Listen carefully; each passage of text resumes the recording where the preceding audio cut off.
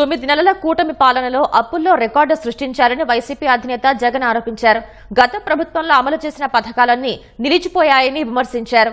తాడేపల్లిలోని తన నివాసంలో మీడియా సమావేశం నిర్వహించిన జగన్ ఎన్నికల్లో ఇచ్చిన హామీలు ఏమయ్యాయని ప్రశ్నించారు. 9 నెలల కాలంలోనే బడ్జెటరీ అప్పులే అక్షరాల ఈ 9 నెలల కాలంలో 80,827 కోట్లు. అమరావతి పేరు చెప్పి ఇప్పటికే తెచ్చిన అప్పులు, తేబోతున్న అప్పులు ఈ రెండు మరో 52,000 కోట్లు. ఇవి కాక మార్క్ఫెడ్, సివిల్ సప్లైస్ కార్పొరేషన్ల ద్వారా మరో 8,000 కోట్లు. ఏపీఎండిసి ద్వారా తేబోతున్న అప్పులు మరో 5,000 కోట్లు.